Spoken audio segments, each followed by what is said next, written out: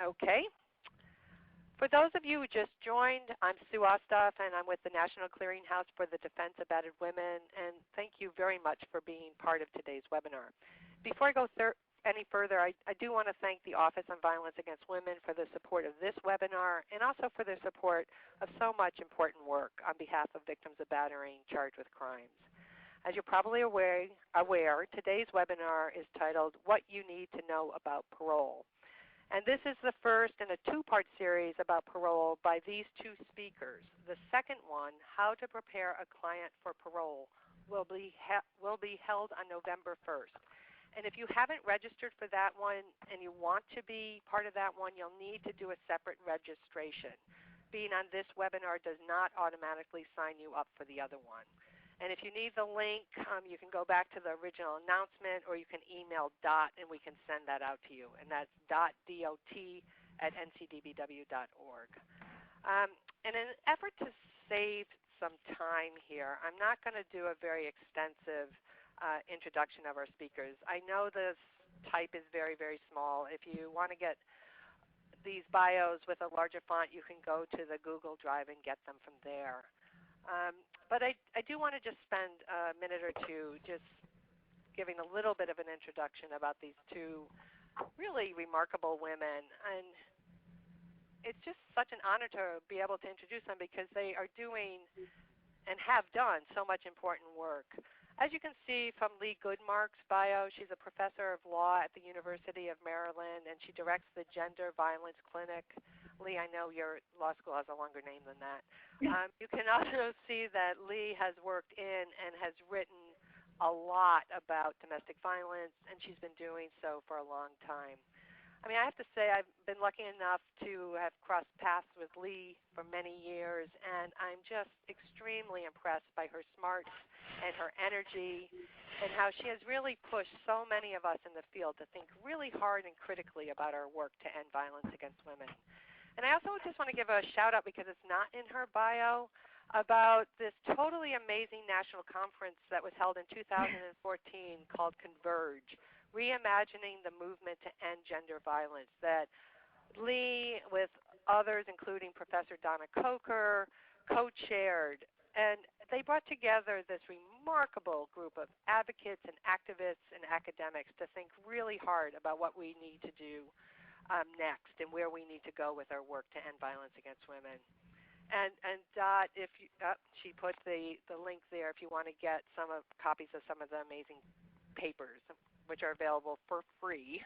So Leigh, thanks so much for all your great work. And also I'm really pleased to get to know Lila Meadows a bit, and I'm thrilled that she's doing the work she is doing and that she's willing to talk about it with us today and during the next webinar as well.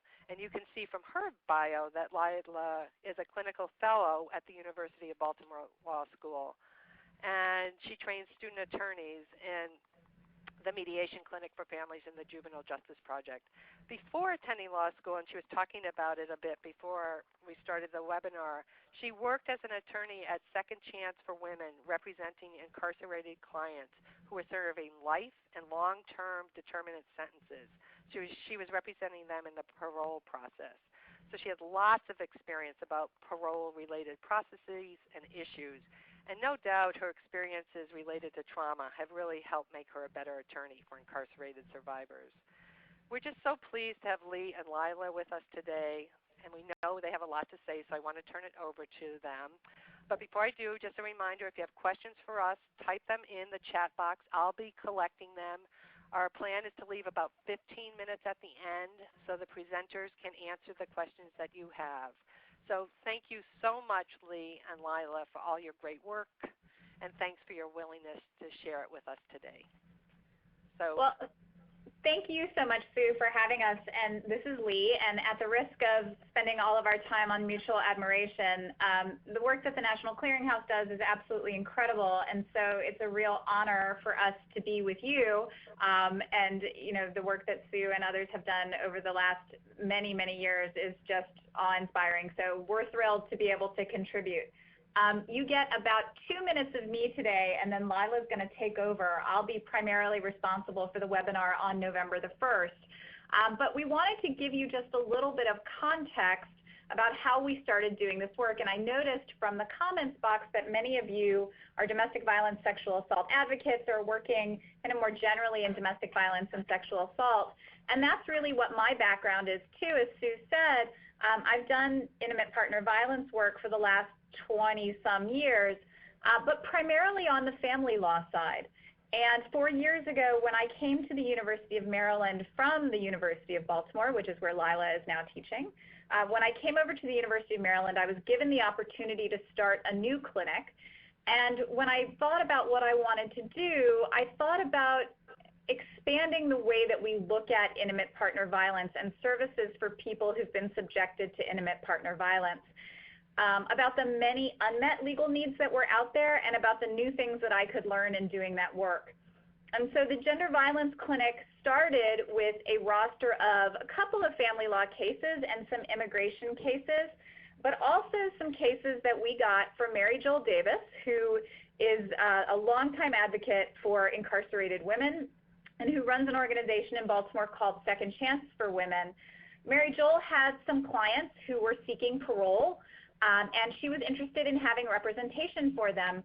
Not surprisingly, most of the women who are incarcerated in Maryland, like most of the women nationally who are incarcerated, have some history of gender violence, whether that's child sexual abuse, adult sexual abuse, domestic violence, whatever that looks like, trafficking. And because even if the crimes that they were convicted of didn't involve gender violence, most of our clients had some gender violence in their history, we decided that those would be good cases for the clinic. So I worked on those cases with other student attorneys for the first year that the clinic was running, and in the second year, Lila, who's going to take over for me in just a second, came to the clinic and really developed a passion for this work, developed our work in ways that have been absolutely instrumental, and continued after she graduated from the clinic to be the conduit between many of the clients that we serve and my current students, and her work has been absolutely invaluable. So we wanted to expand our thinking about what services were available to people who've been subjected to abuse and what the needs were that were out there. And one huge unmet need was around women seeking parole. And we'll talk a lot more about that next time, but I think Lila will talk a little bit to you about it today as well. So thank you so much for having us, and I'm going to hand it to Lila. Again, thank you everyone for joining us. Before we jump in, I want to talk a little bit about what you can expect today. When we were talking about doing this webinar series, we really wanted people to walk away and understand what are some of the ways you can assist people with parole. Because even within the practice of law, this is an area that doesn't get a lot of attention, and people just don't know a lot about the parole system. But we felt like before we really delved in how to create these parole packets and the client narratives, and how to tell the stories that our clients have and the things that they experience, we really needed to talk a little bit about what parole is, how people go up for parole, who makes decisions about who is released on parole, and what factors they're considering. So that's really what I'm going to talk about today, is the parole system from sort of a very broad perspective. And then during Leigh's webinar on November 1st, we'll get into a lot more detail about how you create the parole packets, which have really been, at least in Maryland, our main tool to advocate for our incarcerated clients.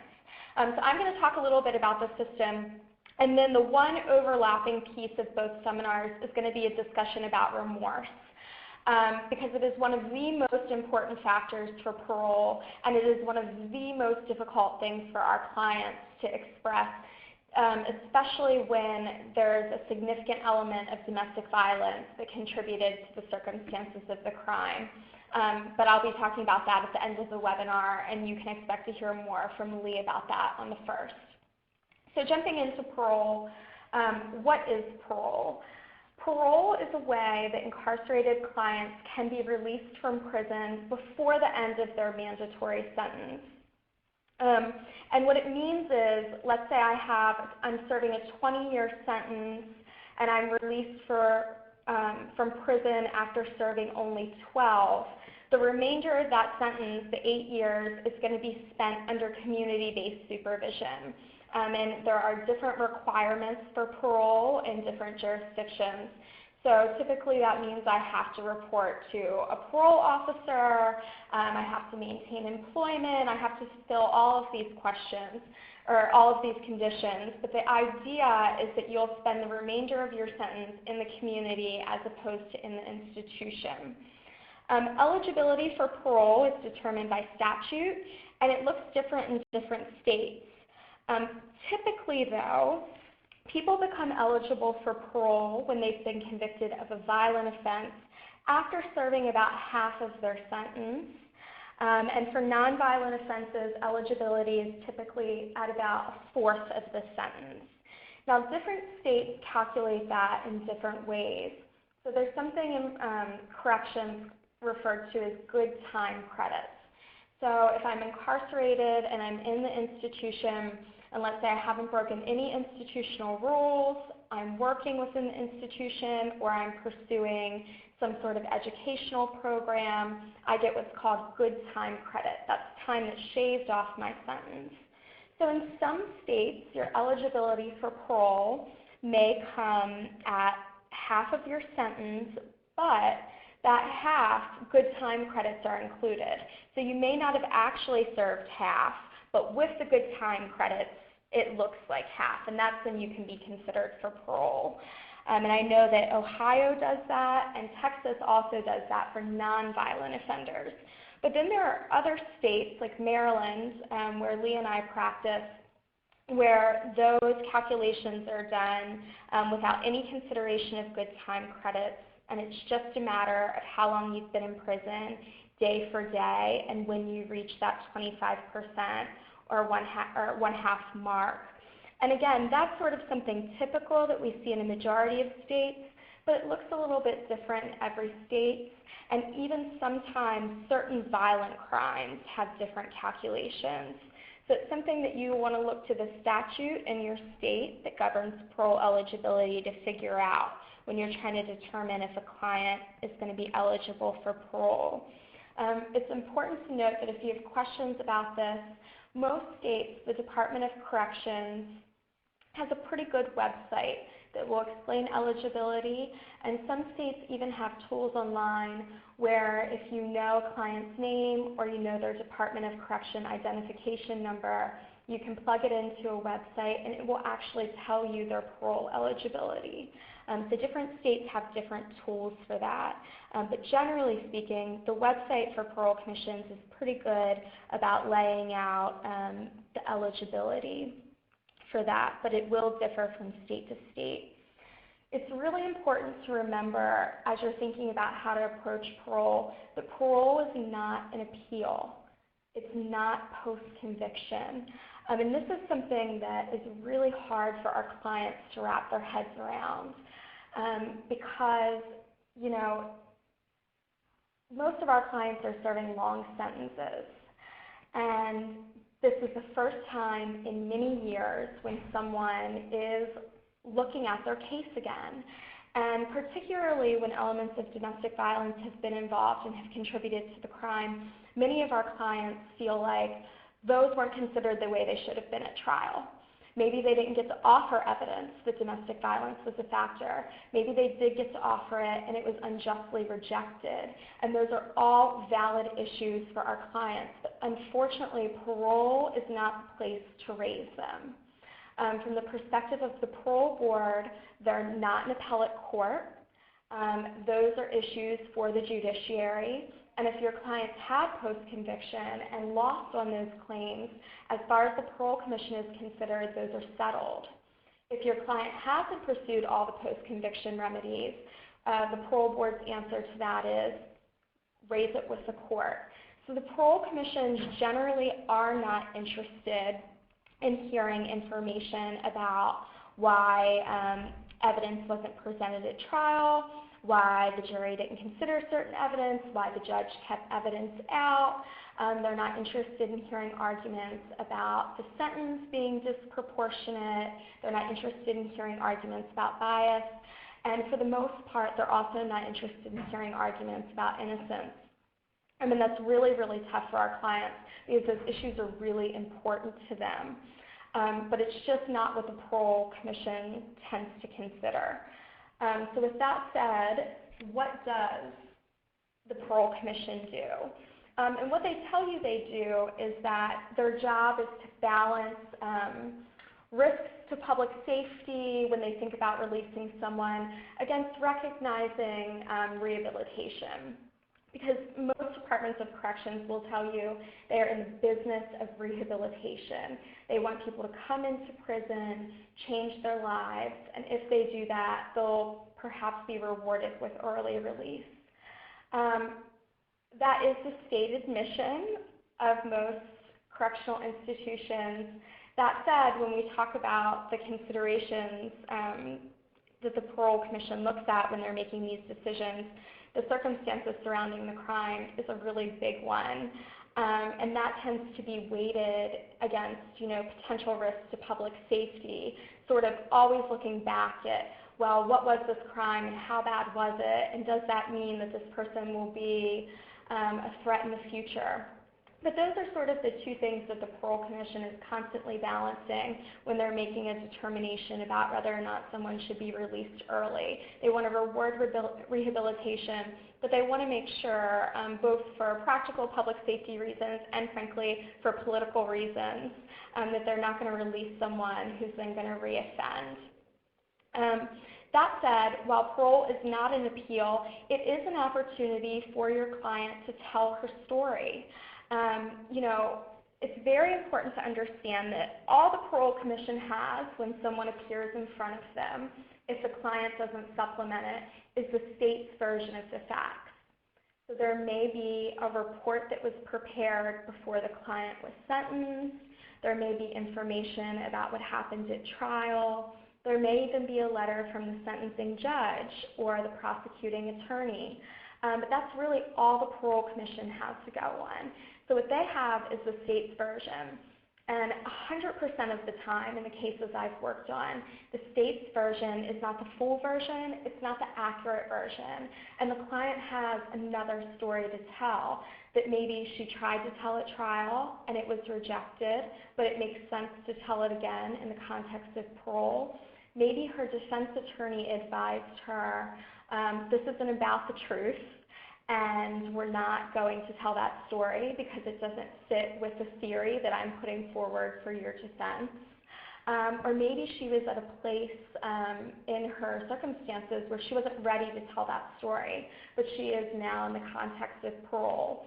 And so this is really the place, taking into account the factors that the Parole Commission considers, to think about what story will the client tell the Parole Commission about who they were before they were incarcerated, what was happening in their life that shaped the circumstances of the crime and led them to that moment, who they were when they came into prison, and who they are today after however many years they've been incarcerated.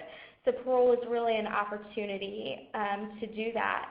And to the extent that domestic violence has played a significant role in the circumstances that led to the crime, parole is a place to highlight that. So I want to talk briefly about the difference between parole and commutation, because I think that the two are commonly confused because they're both a form of relief for incarcerated individuals, and commutation can be a particularly attractive form of relief for people who have experienced domestic violence, where that domestic violence has a tie into the crime. So as I mentioned, parole is an opportunity to be released before the expiration of your mandatory sentence, but you still remain under community supervision. And the body that's in charge of making those parole determinations is going to be the parole board, which in almost all cases are people who are appointed by the governor. And we'll talk a little bit about who those people are in a few slides. But even though they're under the executive branch, in almost all circumstances, they're operating independently to exercise their own discretion about who should be released. In most states, commutation is a separate avenue for relief that goes directly through the governor. And the governor, that will look different in every state, whether or not he has a separate agency under him who looks at commutation requests. Sometimes it's a team of staff attorneys who then make recommendations to the governor. But in almost all states, those are separate processes. But if you're considering whether or not it makes sense to move forward with parole, or whether or not it makes sense to move forward with commutation, you'll want to look at exactly what that looks like in your state. There are some states where it's quite different. Maryland, again, where I practice, is an example of that, where even commutation first goes through the Parole Commission and then goes to the governor. So here, the two processes are a bit conflated. But more than likely in the states where you have clients, they're going to be two totally separate processes with two independent decision makers. When a sentence is commuted by the governor, what typically happens is the remaining portion of the sentence is suspended, or some portion of the sentence is suspended. So what that means is, let's say you have a client who's serving 40 years, and they've already put in 10 when you apply for the commutation. So the governor has a choice. The governor can either suspend the remaining 30 years and release the client immediately, or maybe the governor will suspend only 10 of it. And then your client will still have time to serve. But at any rate, it's a reduction in sentence. Parole is not a reduction in sentence. The sentence still stands. And in fact, when you're released early on parole, you're under supervision for the remainder of that sentence. So it's really important as a community-based advocate, as you're counseling your clients about parole, that they understand that through parole there will be conditions of release. And those conditions often aren't just don't reoffend with a new crime. They can also commit technical violations. So if a condition of parole is to meet with your parole officer once a month and you don't attend one of those meetings and they say that you've violated your parole, you can go back to prison for the remainder of the original sentence, whereas commutation is a suspension of the sentence. So when you think more about putting together a reentry plan for your client, which we'll talk about later, you want to keep in mind what kind of support will my client need to make sure that they're successful upon reentry if they're granted parole. But that is a major difference between the two forms of relief. You'll notice that most of the factors that are considered in parole and commutation are largely the same. With one key difference, and that's in commutation, you are able to raise some of the issues I was discussing earlier. You can talk about what evidence the courts didn't consider.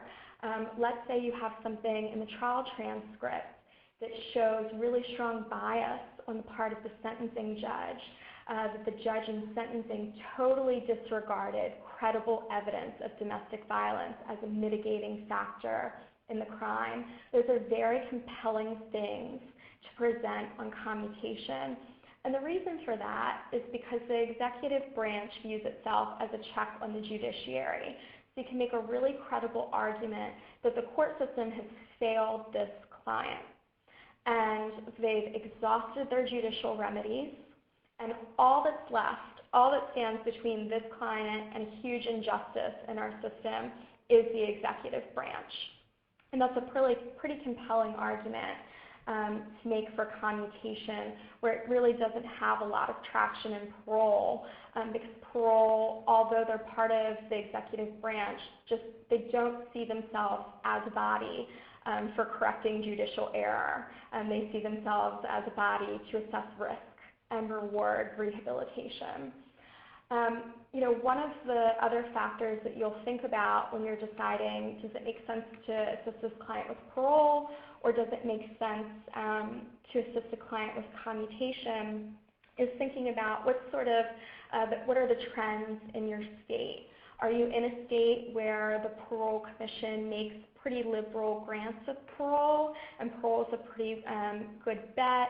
Or are you in a state where parole rarely releases somebody who's serving a long sentence, even with domestic violence contributing to the circumstances of the crime? You'll also ask yourself, who's my governor?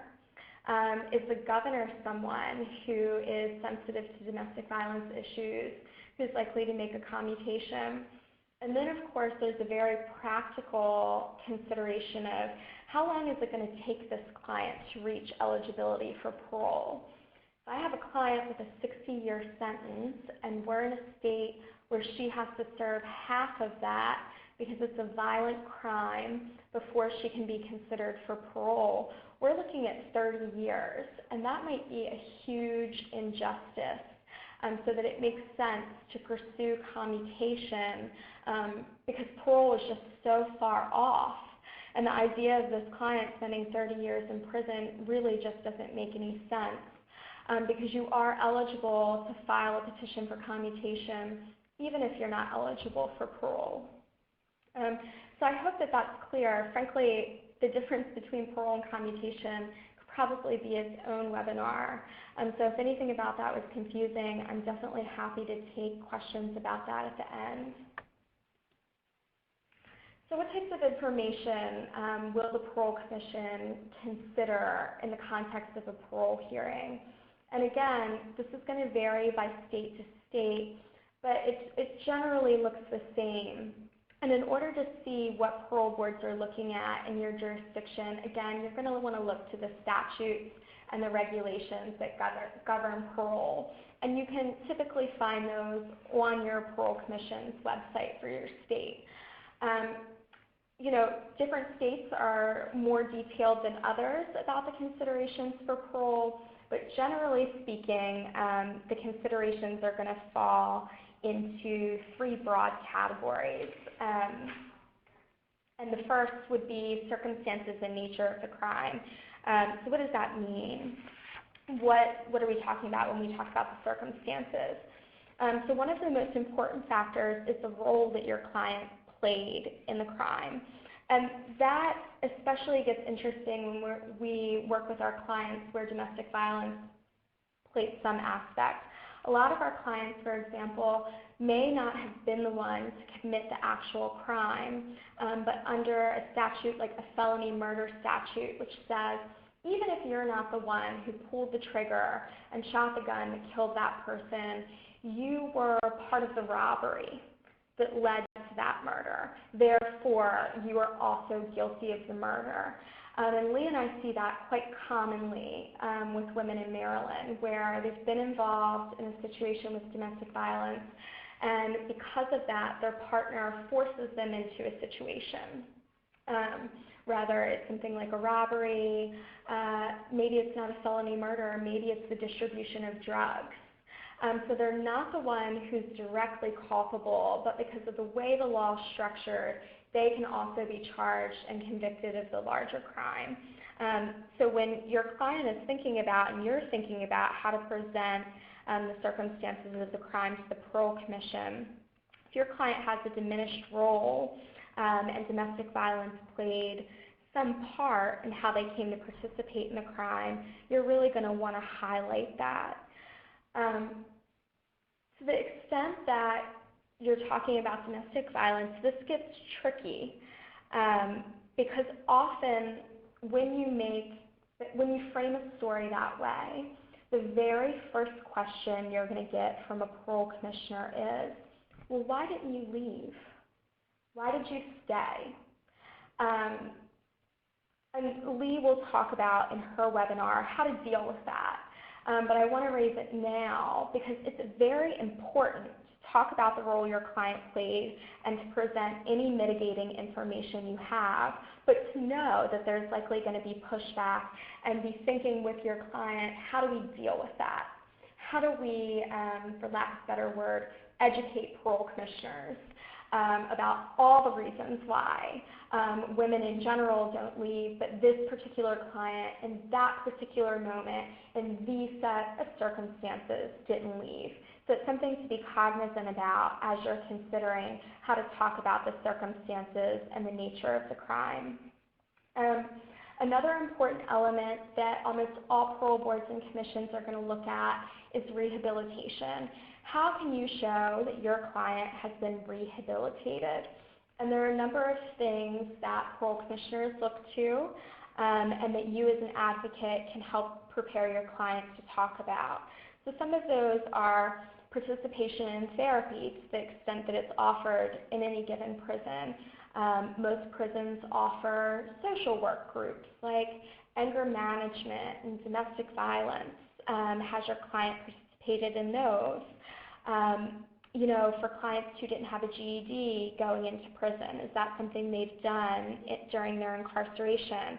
Or if they're lucky enough to be in an institution that has a college program, have they done that? Have they worked during their incarceration? Some of our clients, particularly ones who have a background with domestic violence, become very involved in mentoring younger inmates. That's something that can be very compelling to sort of talk about how the client has gained perspective on their own situation and is now involved in counseling younger inmates. Some parole commissions, depending on where you are in the country, look really heavily about your client's religious involvement. Have they sort of rededicated their life to the church? Thinking around that. If so, they may have a greater supportive network outside of prison. Maybe that reflects something about their changed morals and values.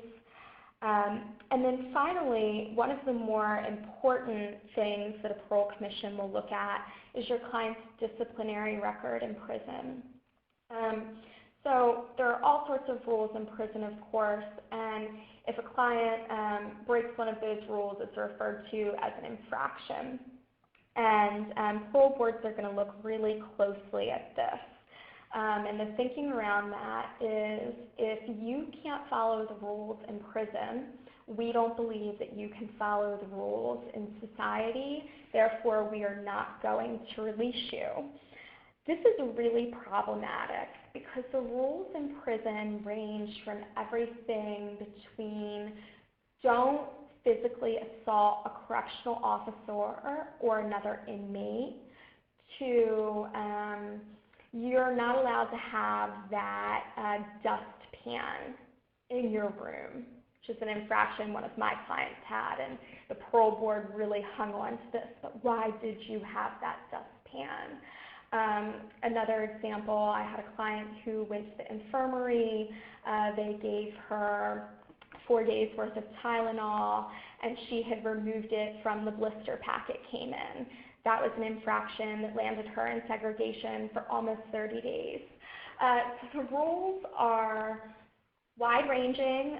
The infractions vary in severity, and the rules are also constantly changing in prison. So it's very easy for our clients to break a rule without even necessarily knowing that they're doing it. And then all of a sudden, they find themselves in segregation, or they just find themselves with this infraction on their record, and the parole commission is looking at it and saying, that's such a simple rule, you should have known you couldn't have that dustpan, but you can't even follow this simple rule.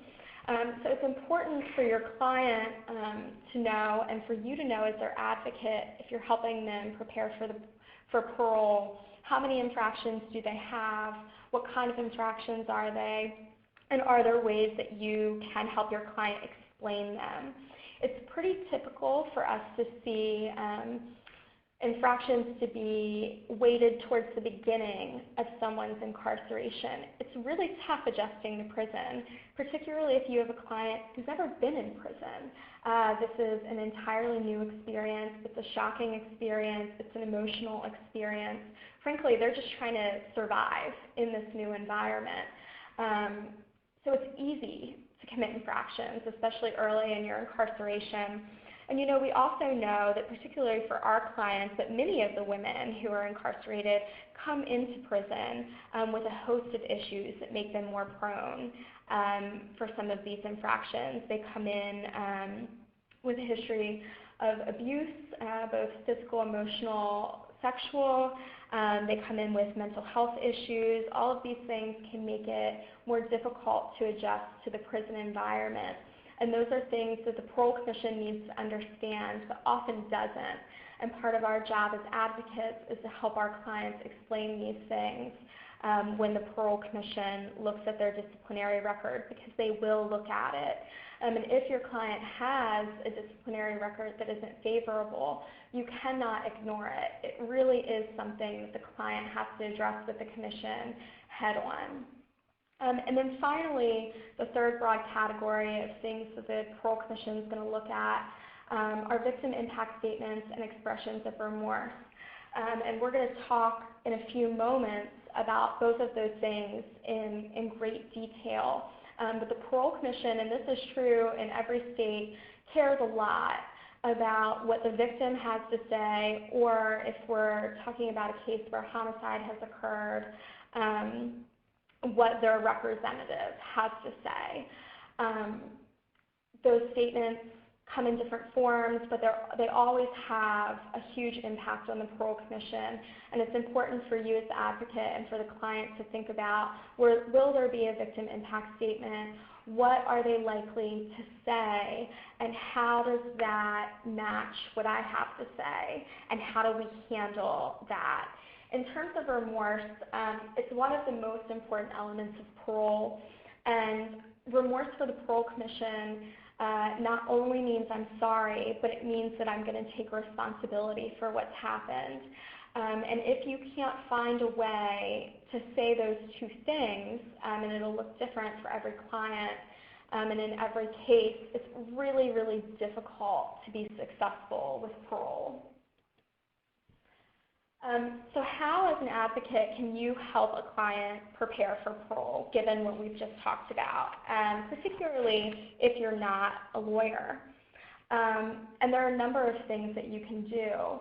The first, and from my perspective in doing this work, one of the most important is preparing and submitting a parole packet. And the most important element of a parole packet is that narrative that talks about what were the circumstances that led your client to this moment that then led to their incarceration. And for some clients, that story begins during childhood when they had a traumatic experience. And for other clients, maybe it starts when they meet their abuser. Maybe it starts at the moment of the crime. That story will look different for every client, but one of the things you can do as an advocate is help them think through what is your story and how should we frame it and how should you tell it, keeping in mind the goal is, or one of the goals may be, release on parole. And I want to make sure I note, you don't have to be an attorney to do that type of work. Because Leigh and I are attorneys, one of the elements we can prepare in the parole packet is a legal memo.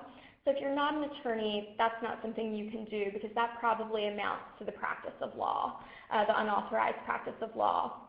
But there's absolutely sort of no legal magic to being able to help your client come up with how they'll present their story in both written form and orally in front of the Parole Commission. And in fact, as advocates, you have the skill set more than likely you need to do a really effective job for your client with that. Another really important element of what we do, and that often doesn't require you to be an attorney, is in most states there's the opportunity to meet with the Parole Commission ahead of your client's hearing. And these meetings are really important for a number of reasons. I've already mentioned that the Parole Commission is going to take into account a victim impact statement. This is going to be the only other opportunity for people who support your client to get in front of the Parole Commission and say, this is who this person is. I know that they've been convicted of this thing, and yes, it was awful, but you need to understand there was a context here, and this is who this person is to me. And here are all of these other things about them that you're not going to get from the victim impact statement, and you're not going to know from the file in front of you. So it's important because it adds validity to the story that your client will tell, to have a third party reinforce some of those things. It's also important because it shows that your client has support in the community. And that's something parole commissioners are thinking about as they're making these decisions. Is this person on their own, or are they going to have a supportive network to return to in the community? So these meetings are really important. And you often do not have to be an attorney to request a meeting with the Parole Commission ahead of the hearing. Some of you are particularly suited to help clients develop reentry plans. What's their plan for housing, for employment? What support will they have in the community? That's information the Parole Commission will want to know, and that your client should be prepared to present to them. It's difficult for people who are incarcerated to gather supporting documents.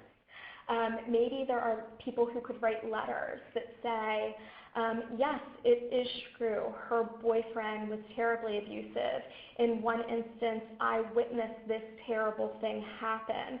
That kind of documentation is really important to, again, add validity to the client's story, but maybe the client is having a hard time reaching that person from prison, and you can act as a conduit for that.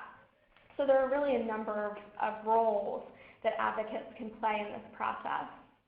And as I mentioned, attorneys can and do this type of work, but you do not have to be an attorney. There's a role for social workers, community-based advocates, clergy, and often when you don't have access to any of these things, family members will try to fill this role. And I've seen them try to help our clients put together these packets and really gather the documentation. So there are a number of people who can step into this process and really make a difference for the client.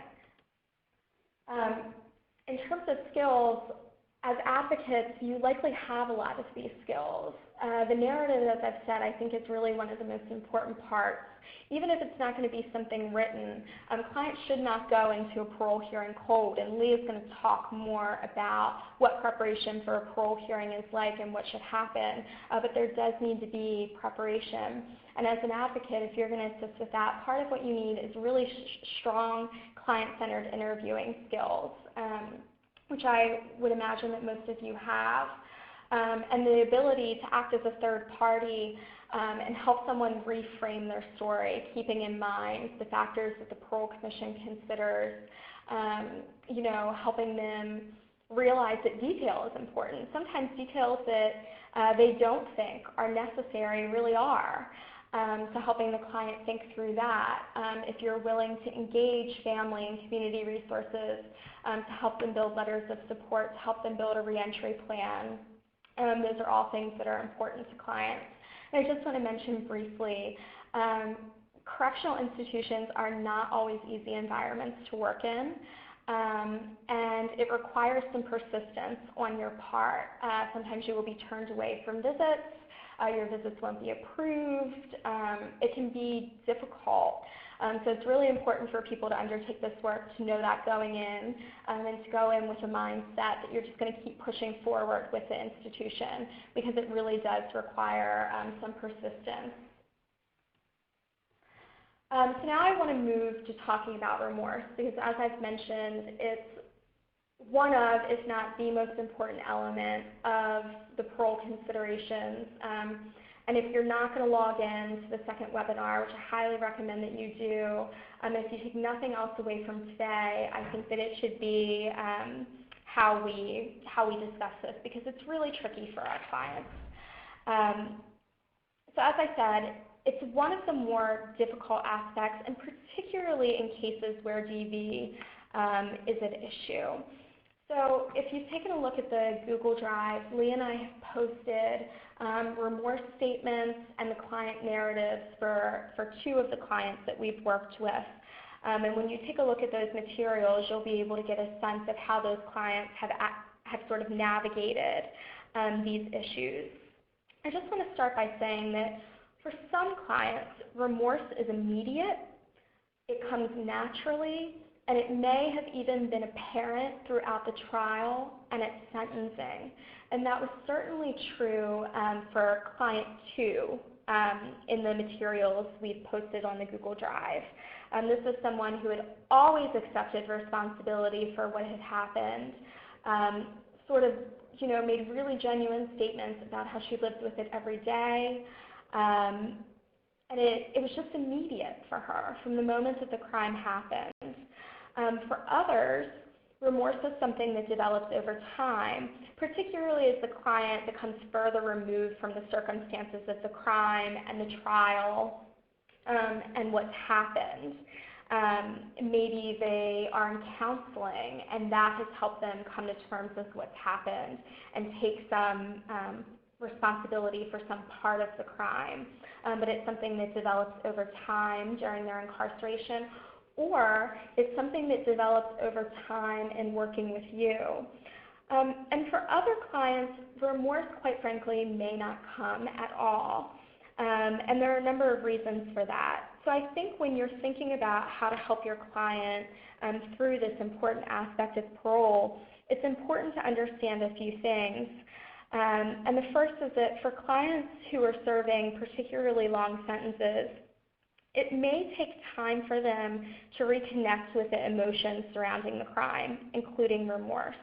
My clients tell me frequently that preparing for parole is just an incredibly emotionally exhausting and draining process because they've really had to table their feelings and experiences surrounding domestic violence, surrounding the circumstances that led to the crime, because that's how you do hard time. You don't do hard time by constantly reliving those things day in and day out. It will eat you alive. You've got to survive day by day. So you push those things to the back of your mind, and now all of a sudden, here's this attorney or here's this advocate, and they're in front of you, and they're saying, we have to talk about this. We have to talk about how you feel about what happened. And that's a really difficult place for them to go back to, and it can really take some time. It can also be really difficult for our clients to move past what happened at trial to get to any sort of expression of remorse, particularly if the client put on evidence of domestic violence as a mitigating factor that was ultimately rejected by the court, or if the client feels that the charges don't accurately reflect the crime, or that sentencing was disproportionate to their role in the crime. And that happens a lot in the cases that I was discussing where, maybe the client was involved in a relationship that was abusive, the abuser was really the one who is responsible for the crime, but under the statute, they're found just as culpable. It's a really hard pill for somebody to swallow, particularly when the sentence is really long. So clients often feel like, I'm being unjustly punished. How sorry do you want me to be for this thing that I was only marginally involved with? That's something that I hear from my clients a lot. It's part of our job to help them work through that. And one of the things that I talk to clients about is if you can't say that you're sorry for the actual crime, what can you say that you're sorry for? And this, again, is really important in cases of intimate partner homicide, I find. And both of the clients who we posted on the Google Drive committed an intimate partner homicide. And in one case, it was a case of really severe domestic violence. And it was sort of a situation where he was, again, being physically abusive. There was a gun. They struggled for the gun. She gained control of it, but not for that. It could have just as easily been her as him. So how sorry is she supposed to feel for that, knowing that had she not taken control of the gun, she would have likely died as opposed to of him. So how do you deal with that with your client? And so if you can't sort of say, I'm sorry for killing him, if you can't say that because you feel like it would have been me, what can you say you're sorry for? Are you sorry that you didn't leave the situation? Maybe you regret that he has died, even though you can't say, you're sorry for how things played out. You are sorry that someone lost their life in this situation. So statements about remorse can and often are pretty nuanced. It's rarely just a plain, I take responsibility for everything, I am extremely sorry for everything. Our clients tend to be very nuanced in how they express remorse. And again, this is something that Leigh is also going to talk about in the second webinar. It's also really important to understand that your client may be struggling with competing goals when they go up for parole, and that's going to shape how they express remorse. And what I mean by that is some of our clients haven't had the opportunity to tell the truth about the circumstances surrounding the crime. And it's, 15 years since the crime, and this is sort of their opportunity, and they're now in a place where they really feel like they need to tell the story, but it may not jive with what the Parole Commission wants to hear. So on one hand, they don't feel like they can say sorry or take responsibility for something that they truly aren't sorry for, but on the other hand, they also want to go home. So those two things are in conflict, and only the client can figure out how to handle that dilemma. It's really a personal choice about what balance to strike, and ultimately the client is the one who lives with the consequence of that decision. And it's our job as advocates to help the client understand what their choices are and how they present their story and how they talk about remorse and taking responsibility, and to help them understand the potential outcomes with those choices. But that, I think, more than anything else in parole, is something that just has to be 100% client-centered, because they are the only ones who are going to live with the consequence of that choice. It's just our job to sort of help them understand. And again, I would really encourage everyone to take a look at the documents that we've posted on the Google Drive so that you can get a sense of what expressions of remorse have looked like for some of our clients and how they go together with their narratives, because I think that it's helpful to see that. Again, I just can't express enough, it's really important to remember that from the Parole Commission's perspective, remorse includes taking responsibility. And whether it's responsibility for everything they've been charged with or just parts of it, or if it's taking responsibility not for the crime itself, but for the circumstances leading up to the crime, you've got to be able to walk in there and take responsibility for something. However, the caveat to that is knowing where your client is in exhausting their legal remedies through the courts. So in some states, and I know that we have a lot of participants from New York today, and I know that this is the case in New York, parole hearings are recorded proceedings. So at the request of someone from the state or a defense attorney later on, the transcript of a parole hearing can be produced and may be admissible in court. So if your client has an actual innocence claim that they want to pursue through the courts, for example, or is pursuing some other post-conviction remedy, and they need to be able to say as little as possible in a recorded proceeding about their involvement with the crime, you've really got to keep that in mind, because that will shape how they approach parole. Again, to the extent that you're not a lawyer, I think that can be a difficult thing to weigh, but it's important to ask your client, where are you in that process? Are you hoping to pursue something else in court? And knowing if you're in a state where parole hearings are recorded. And if you're not in a state where parole hearings are recorded, also keeping in mind if you're going to prepare a parole packet that includes some narrative that talks about the circumstances of the crime or some statement of remorse, you're submitting that to the Parole Commission. And those documents would likely be available in discovery if your client pursued something in court as a party statement. So just thinking really carefully about where your client is in their process, because that can be tricky.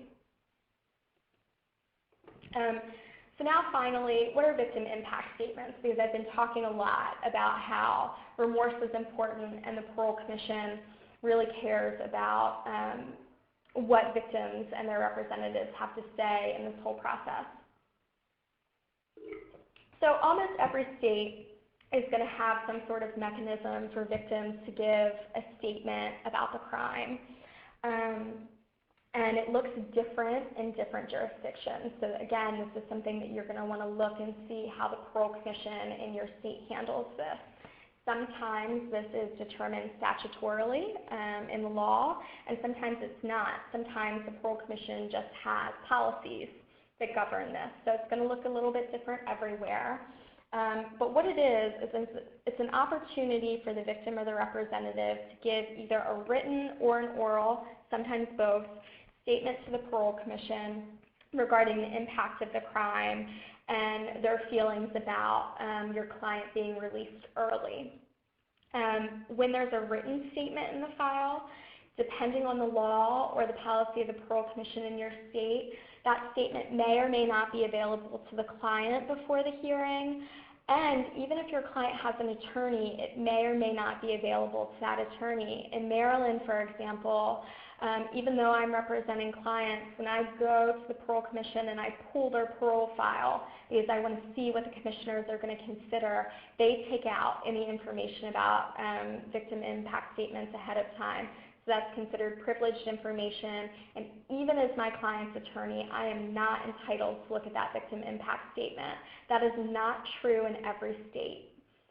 In some states, you are able to take a look at that statement, and if you're working with a client in a state where that's possible, it's so important to look at the statement because you're going to have an idea about what they're saying, particularly if you're in an intimate partner homicide case and you know that there's going to be a dispute where the victim's family is going to say, you know, he was just the greatest guy, he was a veteran, he was a volunteer firefighter, he would do anything for anyone, when your client is going to walk in and say, I need to tell you about a different side of this man. Yes, all of those things were true, but he was also terribly, terribly abusive behind closed doors.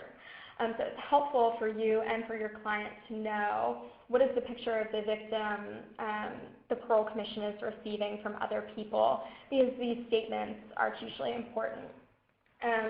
In terms of if you're in a state where the victim impact statement can happen at the actual parole hearing, your client may or may not be present for that.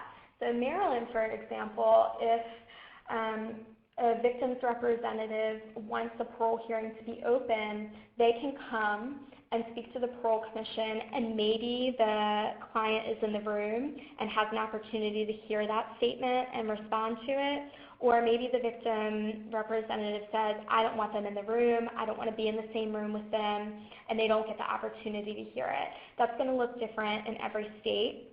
It may also be that the victim representative says, I don't want to come to the parole hearing, but I would like an opportunity to meet with the Parole Commission before the hearing. And if that happens, you know, the client obviously isn't able to be there. If the client's represented, their attorney most likely isn't going to be there. So there's really no opportunity to hear the statement.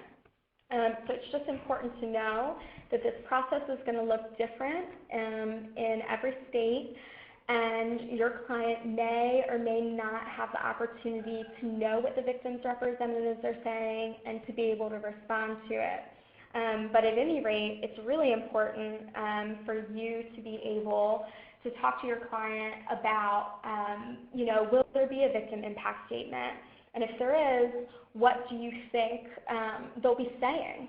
What is sort of the worst thing that you can imagine them saying? And how do we structure our narrative to either directly or indirectly respond to that? So for example, in, you know, what I just talked about, where you have a representative saying things like, you know, he was just the greatest guy, he was a great brother, a great father, and you know that your client is going to tell a different story, that makes it all the more important for your client to have other pieces of supporting material wherever possible. So if there are people who witnessed the abuse, for them to be able to write a letter, or ideally even go and visit the Parole Commission before the hearing, to add credibility to your client's story. Because unfortunately, given the nature of how the Department of Corrections work, who parole commissioners are, they are always going to be more inclined to believe a victim's representative than they are the client, unless the client and their advocate does a really good job of building the credibility of that narrative around the abuse. That's just where we are with this process, which I know is probably not so shocking to people who are working in this field every day. But I can't emphasize enough how if you're dealing with a situation where domestic violence played a large factor in the commission of the crime, it really is important to the extent possible to build that if you're going to have a victim's representative who refutes it.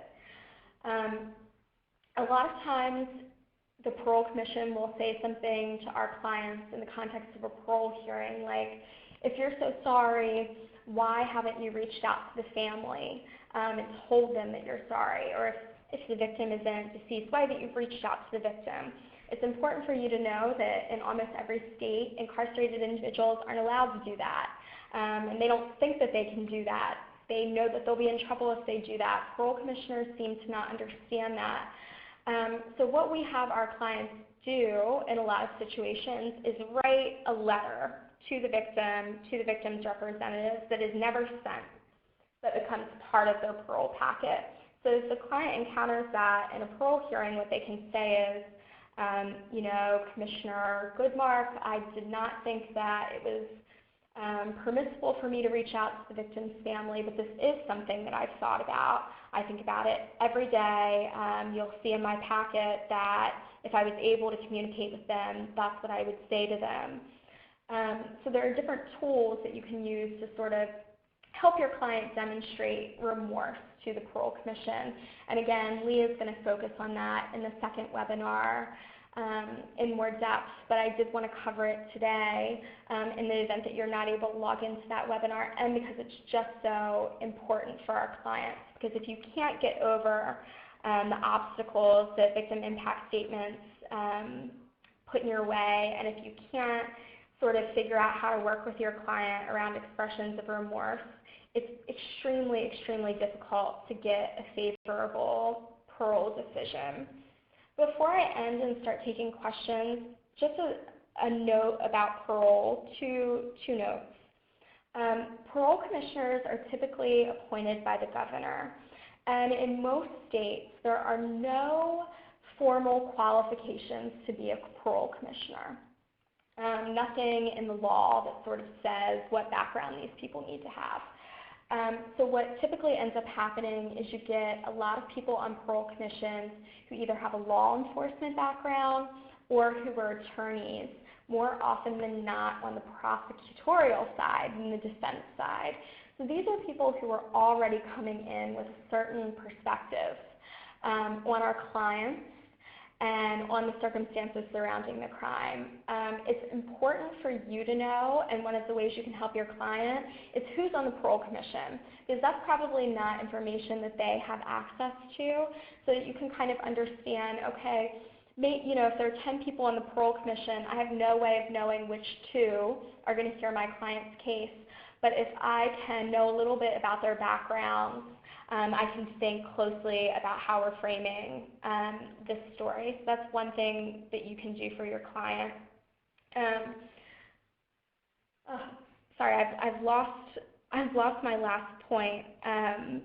But again, just sort of understand that your client may have access to very little information inside the institution. And to the extent that you can be an advocate for them and help them really understand this process, and help them think through how they're telling their story to the Parole Commission, it's really to your client's benefit. So at this point, Sue, I'm happy to take questions. Wow, that was incredibly helpful. Thank you so much, Lila. We actually only had one question from participants, but I have a page full here. Okay. So let's start with the one from the participant. Nicole asked, if a person is denied commutation, can that person still be granted parole? And I would also add, and vice versa. So if someone's denied commutation, yes, they can still be granted parole. However, if you are in one of 3 states, so if your client is serving a life sentence and your client is in Maryland, Oklahoma, or California, you should understand that in those 3 states, the governor is required to sign for parole, which means that your client cannot be paroled without the governor's approval. So if you apply for commutation and the governor has denied it, it's pretty important for you from a strategic perspective to know why it was denied. And that doesn't necessarily mean that they'd be denied for parole, but was it that the governor feels the case just isn't compelling enough, that they feel like the client hasn't served enough time to merit commutation at this stage. So it's pretty important to get whatever information you can. But certainly if your client is denied for commutation, that does not necessarily mean that they'll be denied for parole. And in answering this question, I remembered the second point that I wanted to make, which was to understand the outcomes that are possible at a parole hearing.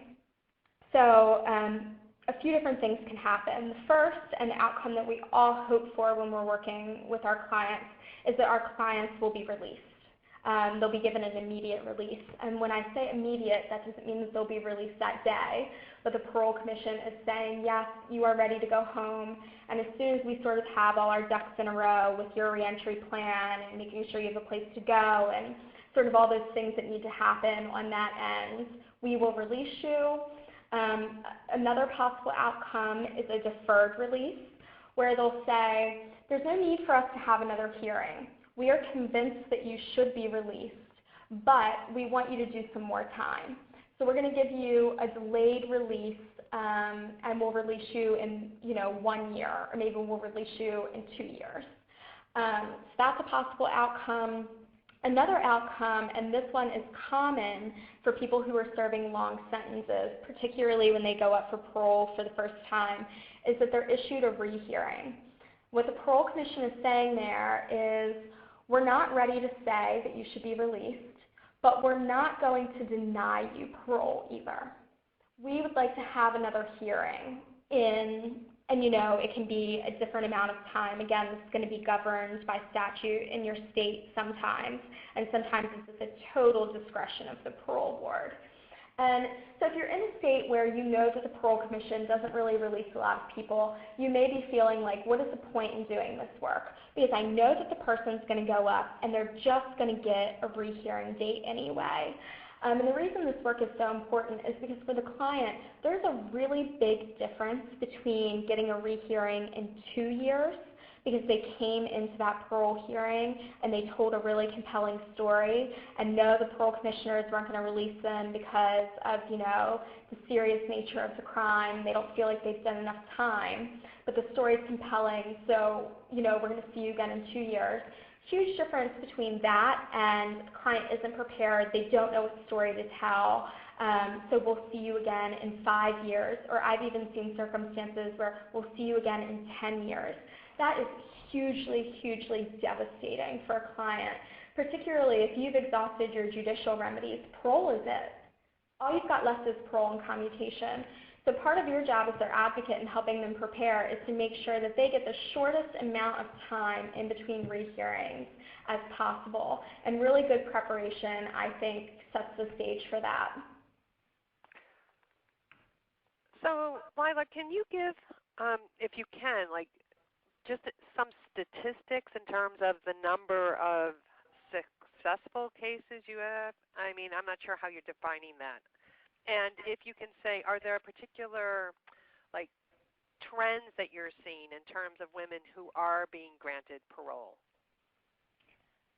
So the way I measured success when I was with Second Chance for Women was what I just discussed in the reduction in rehearings, particularly for my clients who are going up for parole for the first time. Almost all of the clients I worked with the exception of 2 of them, were serving really serious time, mostly life sentences, and all of them were there on a homicide charge. So typically I would get my clients for their first parole hearing, and you just sort of know, at least in the state of Maryland, no matter what kind of mitigating evidence you have, regardless of whether the person you're representing actually committed the homicide, or if it's in one of the cases I described where it's called a felony murder. They were involved in an underlying felony, but maybe they weren't even present for the actual murder. It doesn't matter. In the state of Maryland, you will not be released at your first parole hearing. That's just the reality of it. So for me, success is a client receiving a 2 to 3 year rehearing period as opposed to a 5, 7, or 10-year rehearing period. And in the time that I was working with my clients, I was able to do that with every client I worked with. And I considered that a huge success.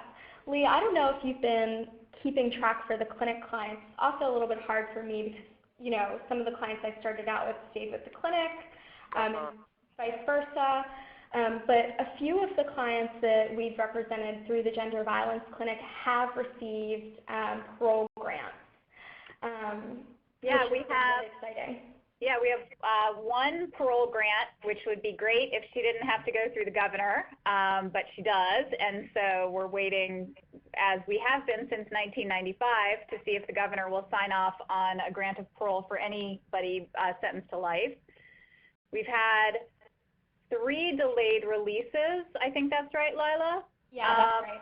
And then a number of others that fall into this category that Lila just discussed, where what we call the hit, or the time to rehearing, is shorter than we otherwise would have thought. And Leigh, how long were those delayed releases? So they've ranged from about 6 months to about 2 years, depending upon the sentence, depending upon what the parole commission has asked for the person to do before they were released. Lots of variation for sure. Yeah, and one thing to know about delayed release is that delayed release only happens so long as you stay infraction-free through the rest of your stay. And so that creates its own kind of tension and pressure, because then you're really on pins and needles making sure that you don't commit any of these kinds of infractions that Lila talked about earlier. So I had a question about the legal memos. I was just wondering if there's a way for a non-attorney advocate to do some of the same things that you include in that. So maybe you could talk a little bit about what you do include in your legal memos. So I think the answer to that is yes, and you'll see 2 examples of legal memos on the Google Drive. And I think the way that you do that is as an advocate to write a letter of support that is featured prominently in the packet. And as people who work with survivors of domestic violence, I think you're really well positioned to write that kind of letter that will have a lot of credibility because of the work you do, and to sort of make the arguments, you know, you don't have to worry about this person reoffending. Here's what I know about the circumstances of this crime, and here's what I can tell you about victims of domestic violence. So I think that if you take a look at the legal memos that we've posted and you see the type of information we're including, this is information that as advocates you are primed to speak to and can do so in a different format. You can also embed some of that information in the client's narrative, in the letter of remorse. There's a fair amount of overlap you'll see in some of the elements of the various things that we prepare. That's helpful. Thank you.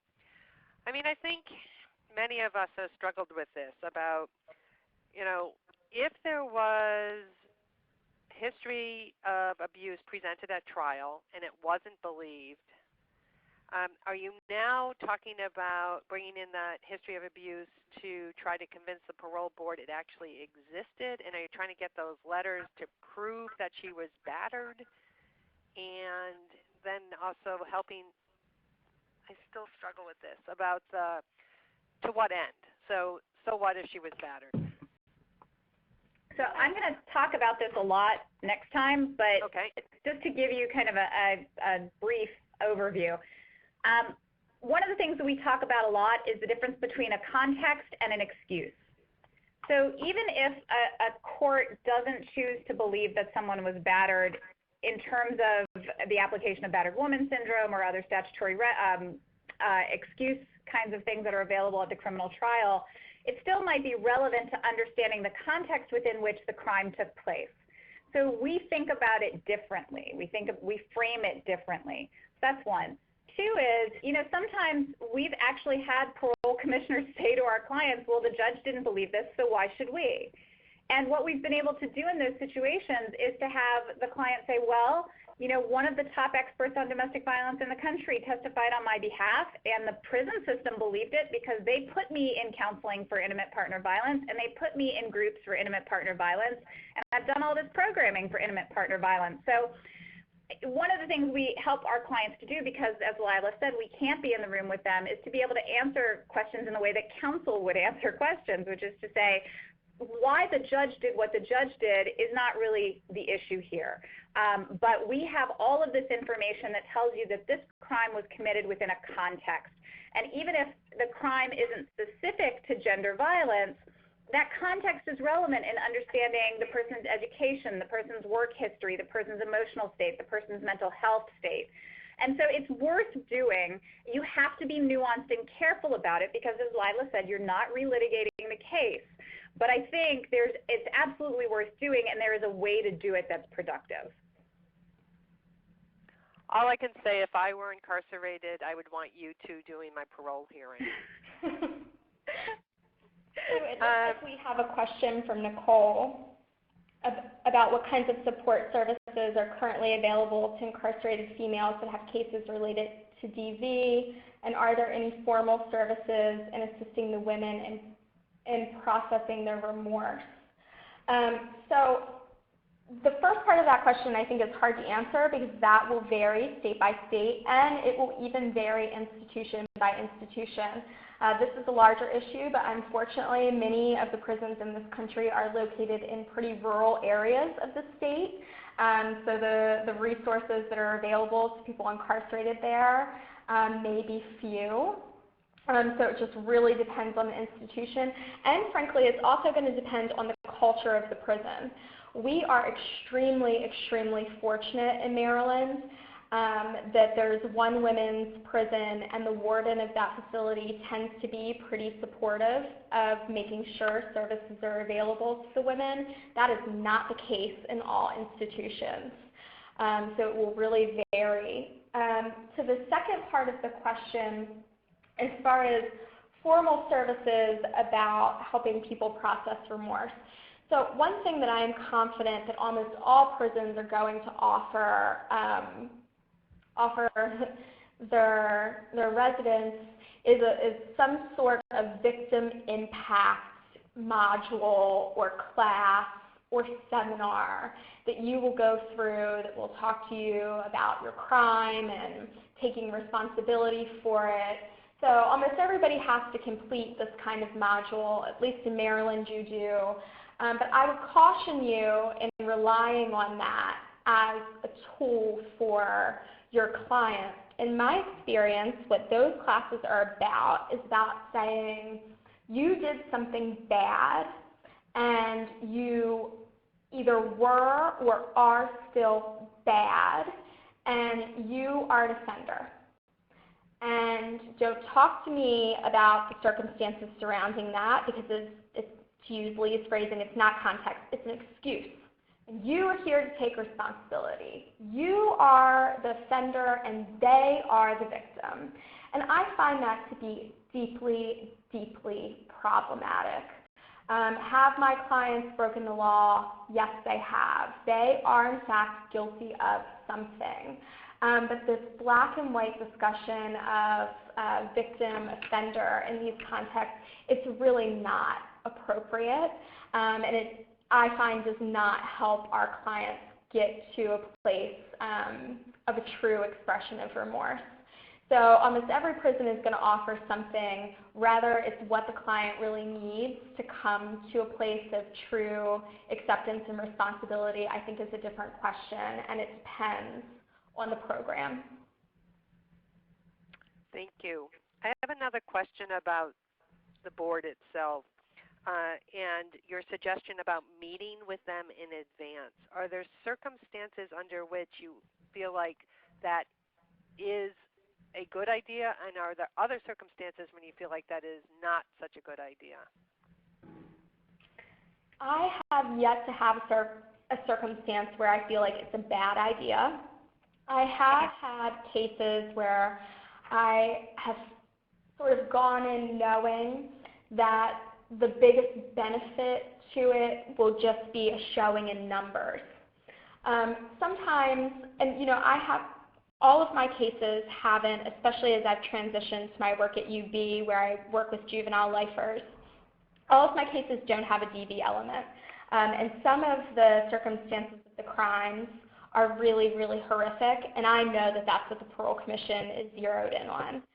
So it's not so much about what I'm saying in that meeting, it's about showing that yes, this person did something awful, but please understand that that's not who they are. Like, we're more than the worst thing we've ever done.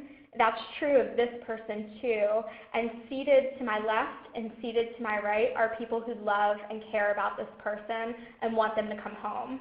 So you need to understand and see with your own eyes that it matters to someone, the decision that you make about this.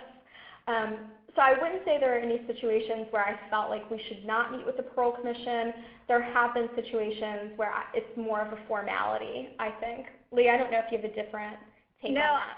I agree with you, and I'd give an additional reason. I think that sometimes, so even if we don't feel like we're going to move the Parole Commission at all, we get a sense of what it is that they're thinking and the questions that might get asked of our client so that we can better prepare our client, even if it's not going to go as well as we hoped, that the experience won't be so hard for them because they'll have some idea of what they're walking into. So I think it's never a bad idea. And sometimes I will even supplement our submission with the Parole Commission. If they've raised an issue that maybe I haven't caught because I didn't have access to some of the paperwork that the Parole Commission has, I will re-supplement the packet to address that issue head on. And are there circumstances when you ask for that hearing that you are denied that opportunity? Never. Okay, so there's no reason not to do it in every single case is what I'm hearing. Exactly. That may not be something that's available to everybody. To everybody, yeah, and that's definitely, a lot of this is hard to do because it varies by state, so we're sensitive to that what our experience is with it may not be yours. The other advantage to meeting with the Parole Commission, Sue, and this is just very practical, is that the Parole Commission, and I think this is probably true in every state because of the number of people we incarcerate in this country, the Parole Commission gets a lot of mail.